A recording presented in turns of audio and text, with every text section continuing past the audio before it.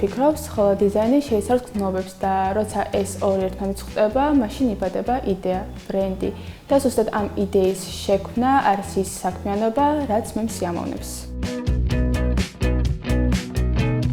მე ვარ ნანა ჩხატია, 20 წლის ჯუნიორ გრაფიკული და UI UX დიზაინერი.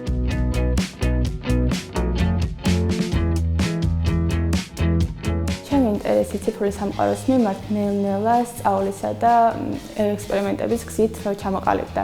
ბავშვობიდან მიყვარდა ხატვა, თუმცა მაშინ ვერ აღვიქომდი ხელოვნებას ფუსროს მიღმა და უკვე როცა სტუდენტი გავხდი, ჩამოვედი თბილისში, აქ რამდენიმე მასტერკლასს ავესწარი გრაფიკული დიზაინის მიმართულებით, მერე გავანალიზე თუ რამხელა შესაძლებლობა ქონია ციფრულ სამყაროს, რომ ჩემი დიზაინი განახორციელებინა უფრო სწრაფად, უფრო დეტალებში და უფრო საინტერესოდ.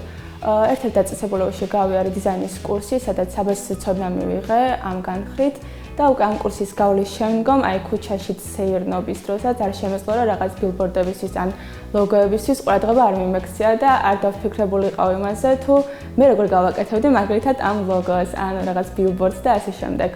შემდგომ უკვე ერთ-ერთი გადამწყვეტი პერიოდი იყო, როცა უნივერსიტეტში გავიარე მარკეტინგის საგანი, მან მქონდა ჯგუფური პროექტი, სადაც ვმუშაობდით კომპანიის სარეკლამო კამპანიებზე, მან მომიწია ბილბორდების შექმნა, პოსტერების, ლოგოების და მივხვდი, რომ ეს საქმიანობა ზუსტად ის იყო, რაც მე არ მღლიდა და რაც მე მსიამოვნებდა. აქედან გამომდინარე, მე გადავწყვიტე, რომ ამით არ გავშორდებოდი და კიდევ დავიწყე, ესე ვთქვათ, განვითარების ეტაპის ძიება. სწორედ მაშინ სოციალურ ქსელში აღმოვაჩინე სქილული სარეგისტრაციო კურსის ვთქვათ ფორმა და მეგობრისგანაც არაერთხელ მსმენია სქილულის შესახებ, ამიტომაც დავინტერესდი, შევავსე, შემდგომ უკვე დაფინანსებაც მოვიწე და უკვე დავიწყე სწავლა სქილულის კურსზეც.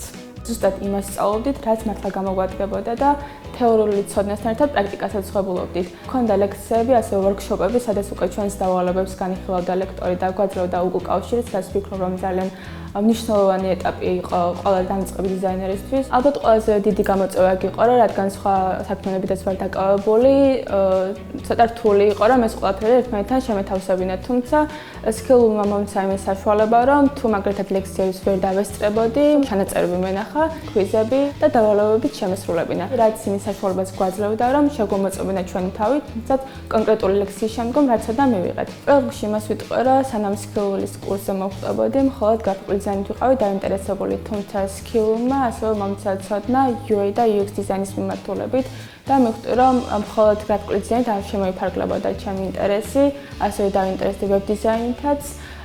უფრო კრეატიული და თავისუფალი გავხდი დიზაინის სფეროშიც, იმიტომ რომ მეგონა რაღაც წესები იყო, თუმცა სქილულმა მასწავლა ამ წესების თავისუფლებასთან ერთად გამოყენება.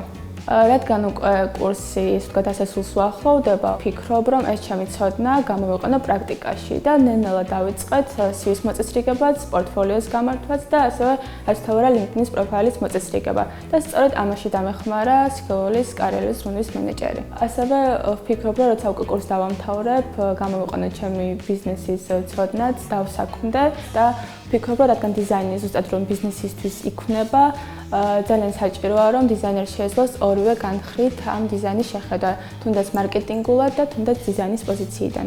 ამით არ ვაპირებ გაჩერებას სქილულის კოლეჯში ვაგრძელებ სწავლას, რადგან უკვე კოლეჯში უფრო ღრმად შევისწავლი ამ სფეროს და ვფიქრობ, რომ სამომავლოდ დამეხმარება, რომ დავაგროვო ზუსტად ის ცოდნა, რაც რეალური სამუშაო გარემოში დამჭირდება. მომავალში მინდა დავსაქმდე რომელიმე მარკეტინგ კომპანიაში, სადაც არ იქნება სულ ერთფეროვანი სამუშაო, არამედ მექნება განვითარების შესაძლებლობა და ვაკეთო ის, რაც მსიამოვნებს, არ მბეზრდება და არ მფლის.